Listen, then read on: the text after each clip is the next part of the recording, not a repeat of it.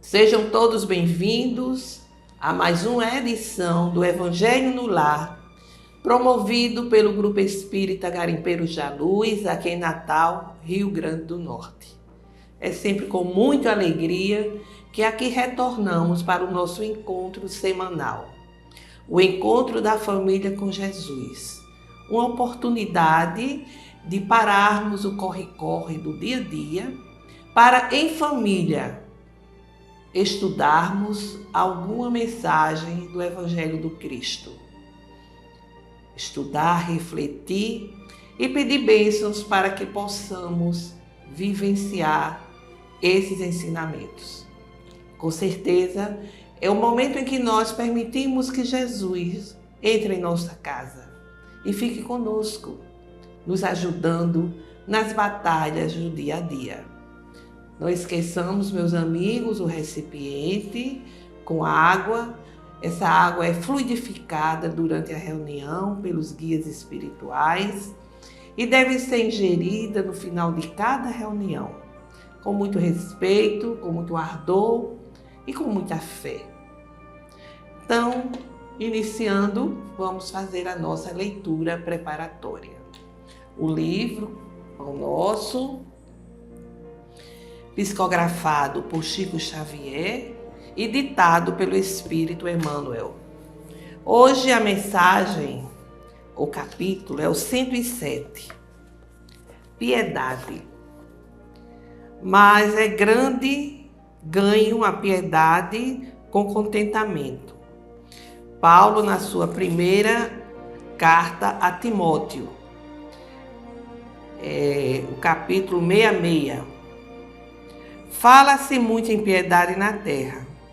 Todavia, quando assinalamos referências a semelhante virtude, dificilmente discernimos entre compaixão e humilhação. Ajudo, mas esse homem é um viciado.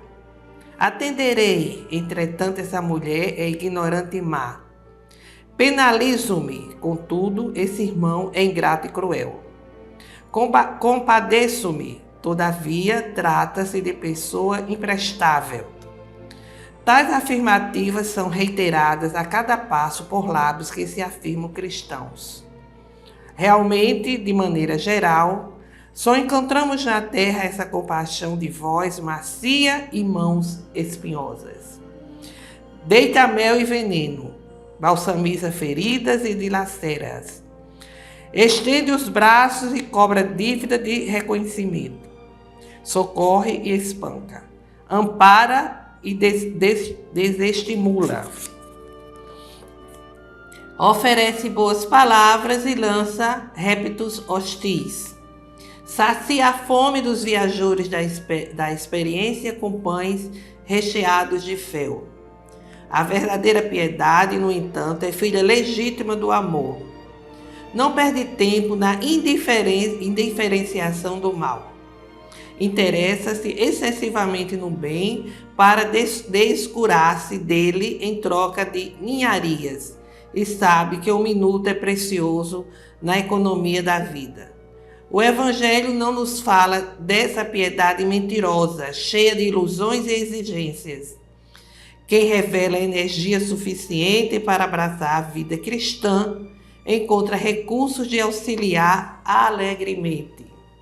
Não se prende às teias da crítica destrutiva e sabe semear o bem, fortificar-lhe os germes, cultivar-lhe os rebentos e esperar-lhe a frutificação.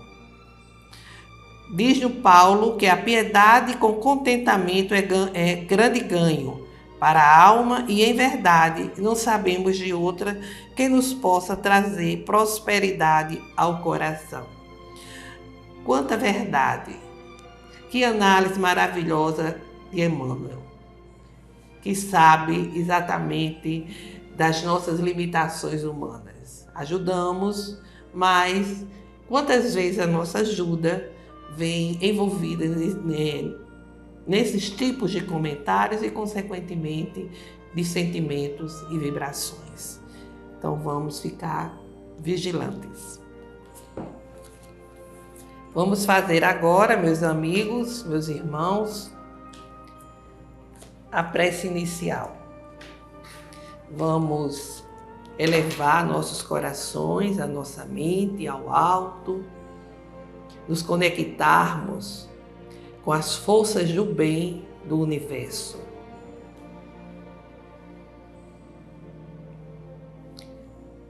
Senhor Jesus, derramai vossas bênçãos compassivas sobre todos nós, vossos irmãos imperfeitos, rebeldes, mas desejosos de aprender os vossos ensinamentos.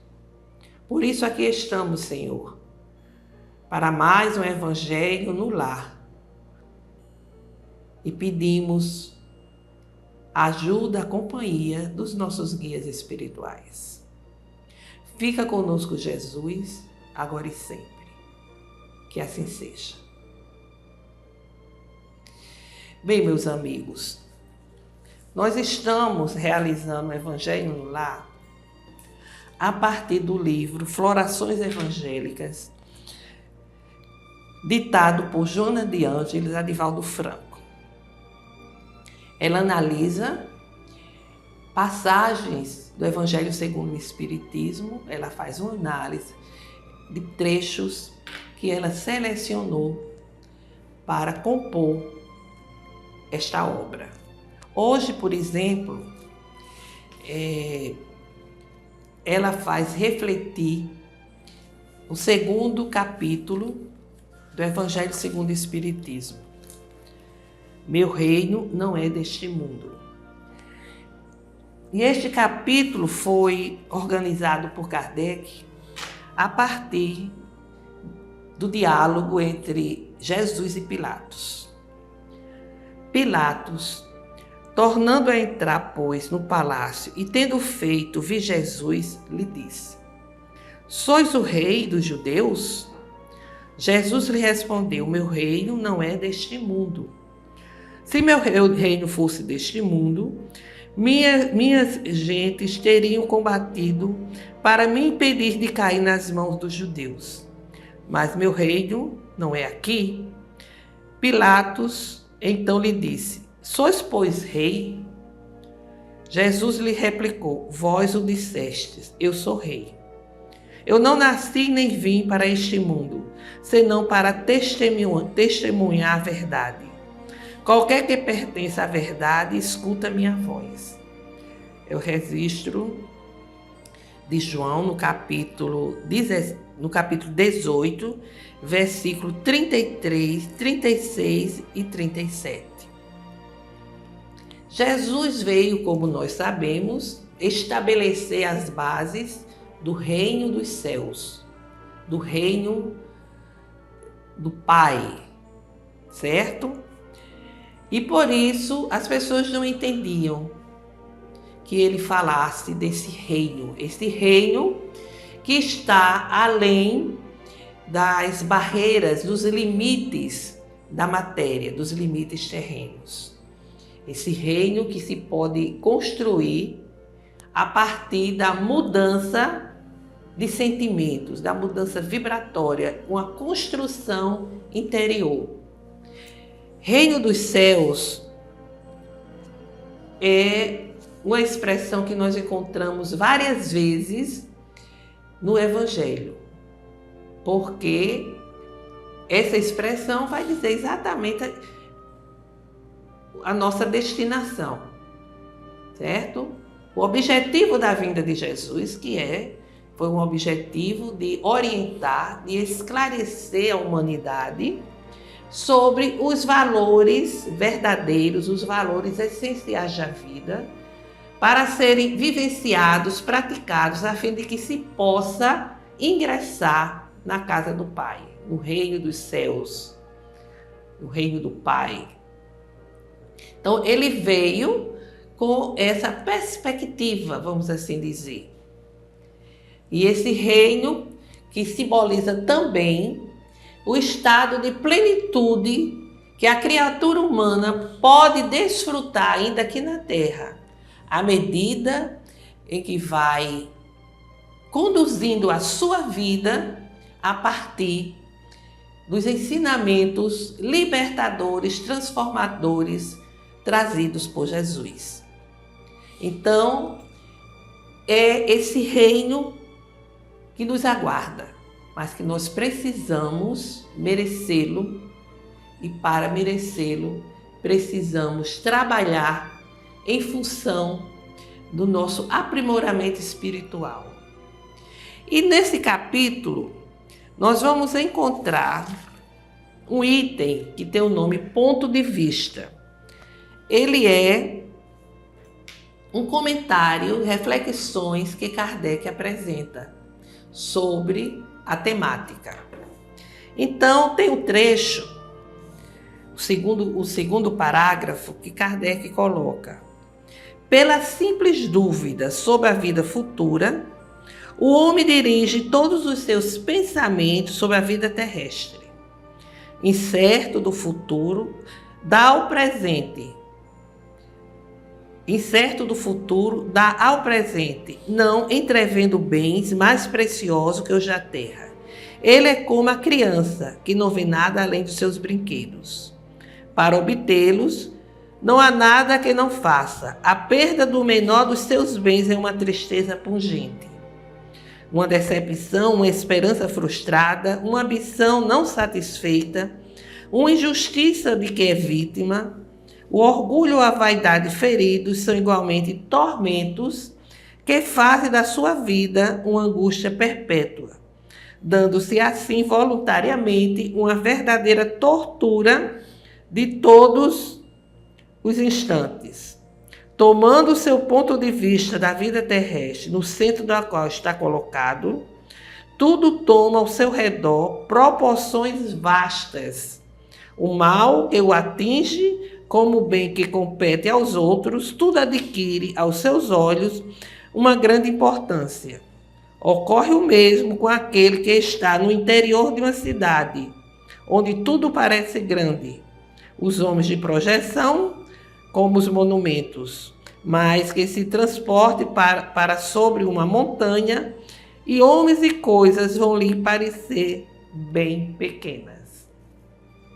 Ou seja, meus irmãos, aqui ele analisa qual o nosso ponto de vista com relação à vida futura. A vida futura está restrita à vida terrena? E por isso valorizamos os bens terrenos e nos empenhamos cada vez mais na luta pelo ter mais, por ganhar status, por ganhar projeção social, a preocupação excessiva com a aparência, o que é que nós vamos aparentar para os outros, isso é muito importante, para sermos colocados em destaque na sociedade em que vivemos. E se alguma situação nos é penosa, como por exemplo, a baixa do prestígio, perder na bolsa de valores, perder algum bem terreno, isso é devastador para essa pessoa que tem essa visão de que a vida se restringe à vida terrena. Certa vez, ouvimos de uma companheira de trabalho que não, eu tenho que lutar, tenho que melhorar a qualidade de vida. Os meus bens materiais precisam ser preservados. E quando se falou dessa possibilidade da vida continuar, das bênçãos que vamos receber pelo bem que se pratica, ela respondeu: mas ninguém nunca veio de lá falar nada disso. Como é? Se existe realmente essa outra vida. Ora, as orientações que vêm do mundo espiritual são imensas, são incessantes. Mas mesmo que não ocorressem, tem o ensinamento do Cristo. Jesus veio nos falar do reino de Deus, do reino dos céus, nos deixou ensinamentos que são verdadeiros, que se constituem verdadeiro caminho para alcançarmos a verdade, a vida e nos inserirmos na realidade espiritual. E com relação a essa passagem que acabamos de ler, vamos ver o que Joana de Ângeles apresenta de reflexões. Ela, inclusive, aqui no livro, ela cita o parágrafo que acabamos de ler e também menciona a passagem de Mateus, do capítulo 7, versículo 13, onde Mateus diz: entrai pela porta estreita, porque larga é a porta e espaçoso o caminho que conduz à perdição, e muitos são os que entram por ela. Essa passagem do Evangelho, onde Jesus diz que é necessário que tenhamos condições de passar pela porta estreita. O que significa passar pela porta estreita? Significa nos liberarmos de tudo aquilo que nós vamos amontoando de vícios, certo? De maus costumes, de atitudes equivocadas, de paixões desequilibrantes, porque tudo isso são, vamos assim dizer, acessórios da vida terrena que só através de uma porta larga podemos passar, que é a porta aqui terrena das paixões e do sentimento egóico. Então, no capítulo em referência, Joana de Ângeles diz ilusões e nos diz como se demoram no invólucro carnal, em que a ilusão dos sentidos predomina, tem dificuldade de agir com inteireza e crê integralmente em regime de tranquilidade. Graças às equivocadas atitudes que no consenso social lhe permite triunfos enganosos, transfere tal comportamento quase sempre para a fé que esposam, acreditando-se resguardado nos sentimentos íntimos. Ou seja, como nós alimentamos esses sentimentos, esses comportamentos enganosos, desde outras vidas, na presente encarnação vai acontecer exatamente isso. Nós vamos continuar com esses comportamentos, mas vamos achar que a fé vai nos salvar, certo? Porque produzido com acerto nas tarefas encetadas, nas quais se encontram assumindo posições controversas, ora de leviandade, ora de siso, supõe poder prosseguir com o mesmo procedimento quando se adentram nas tarefas espíritas, que os fascinam de pronto, e porque se acostumaram à informação de que os espíritos são invisíveis ou pertencem ao imaginário reino do sobrenatural. Tratam-nos como se assim fosse, olvidados de que, conquanto invisíveis para alguns homens, estão sempre presentes ao lado de todos, ou apesar de tidos por gênios e encantados, pertence à criação do nosso Pai em incessante marcha evolutiva. E prosseguindo, ela vai dizer: veem, ouvem, sentem, compreendem e somente têm as diversas faculdades obnubiladas ou entorpecidas, quando narcotizados pelas reminiscências do corpo somático, demorando-se em perturbação. Isso quando ela fala do espírito desencarnado, né? Lembrando, inclusive, que esses espíritos já estiveram na Terra. O que são os espíritos? São os homens. São as almas dos homens que viveram aqui e desencarnaram, mas prosseguem na espiritualidade. E ela vai nos dizer que é necessário estudar com sinceridade as lições espíritas para te libertares da ignorância espiritual. Elas te facultarão largo, tirocínio e invejável campo de liberdade interior, promovendo meios de ação superior que produzem paz e harmonia pessoal. Dir-te-ão o que fazer, como realizar e por que produzir com eficiência. Olha bem o que ela nos lembra.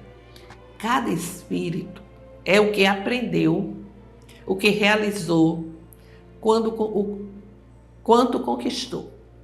Não poderá oferecer recursos que não possui, nem liberar-se das dores e provas que a si mesmo não se pôde furtar. Se algum te inspirar ociosidade ou apoiar-se em ilícito, não te equivoques. É um ser enganado que prossegue enganando. Para te poupares o desaire mediante a constatação dolorosa neste capítulo, não transfira para os espíritos as tuas tarefas. Não os sobrecarregues com as tuas lides. Não exija, pois é sandice, nem subordines, pois representa fascinação. Olha mesmo.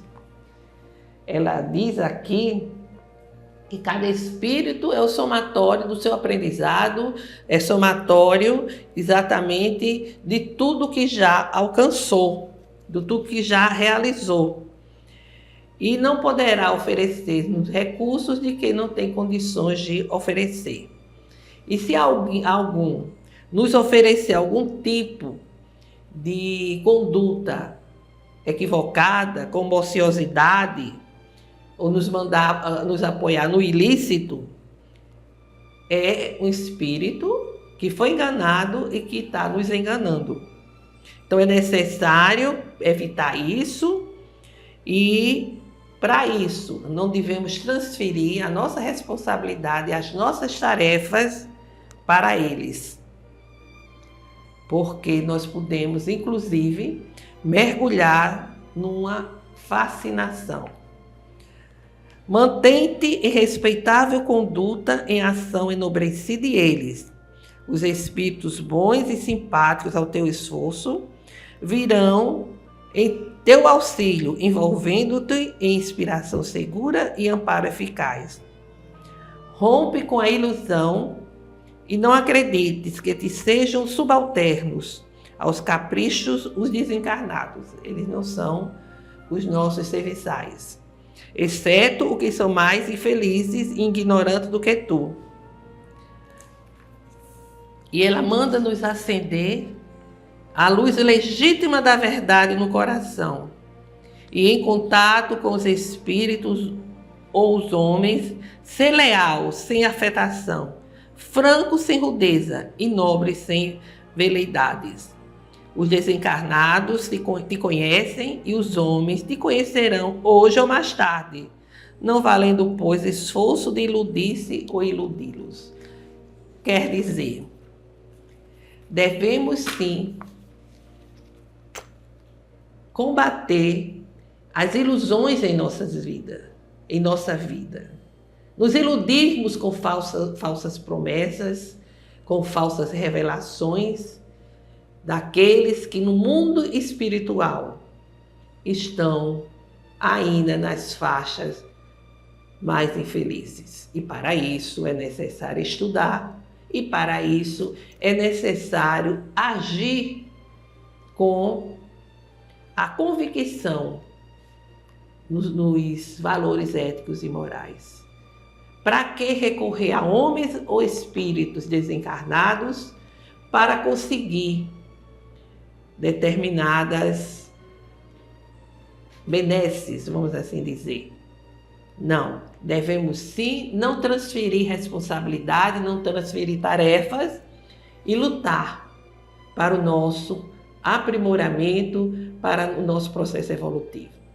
Não se trata de uma tarefa fácil, é difícil porque muitos maus hábitos que temos estão cristalizados através da vivência nesses maus hábitos em muitas outras encarnações. Então fica, portanto, a mensagem de hoje, que é uma mensagem para orarmos e vigiarmos, né? O que estamos solicitando ao mundo espiritual, como estamos vivendo, que sintonia estamos oferecendo, como estão as nossas tarefas, as tarefas na seara do Senhor. Então, meus amigos, chegou a hora de fazermos as nossas vibrações, de doar um pensamento, um sentimento, um desejo firme e sincero, voltado para a saúde, para a paz, para a esperança, porque essa emissão irá fazer com que haja o desprendimento de ondas vibratórias exatamente envolvidas nesta paz, nesse amor, nessa esperança. Senhor Deus, aqui estamos humildemente a rogar pela paz entre as nações, pelo entendimento entre os governantes, principalmente entre aqueles que detêm o poder econômico, a fim de que a arrogância, as vibrações deletérias voltadas para a revolta, para o espírito de vingança, não predominem nesse cenário. Sabemos que o processo de transição será um processo desafiador, mas sabemos que esses governantes podem fazer muito pela justiça social. Vibramos pelo nosso país para que defina trajetórias que possam alcançar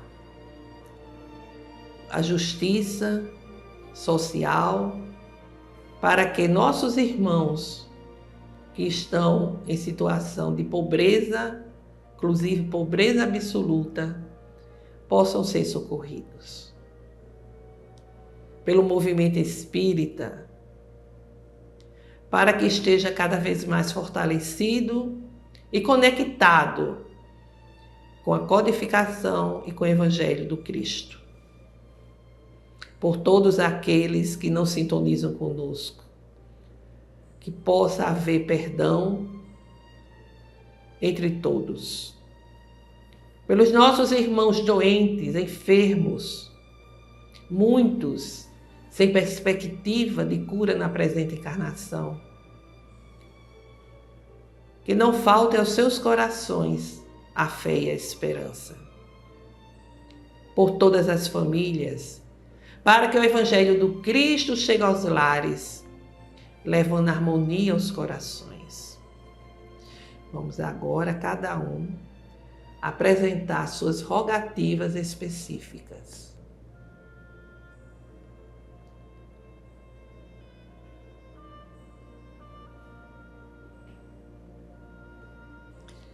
Senhor Deus, Pai de infinita misericórdia e compaixão, recebei as nossas rogativas e derramai a vossa graça sobre todos nós, para que venhamos a construir um caminhar seguro, firme, que nos possa levar à nossa evolução espiritual.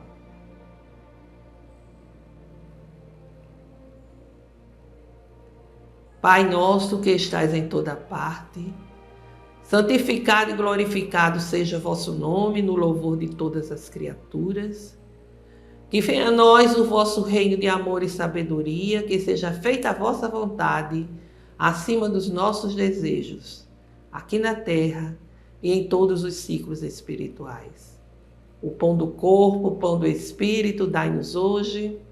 Perdoai, Senhor, as nossas dívidas, ensinando-nos a perdoar os nossos devedores com esquecimento de todo mal, não permitindo que venhamos a cair nas tentações das nossas próprias inferioridades. Livra-nos, Senhor, da maldade que ainda existe em nós mesmos, para que não venhamos a entrar em sintonia com mentes enfermiças.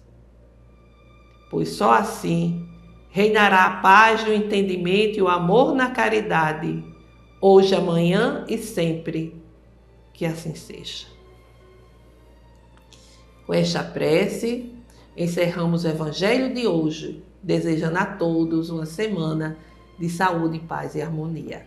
Até breve.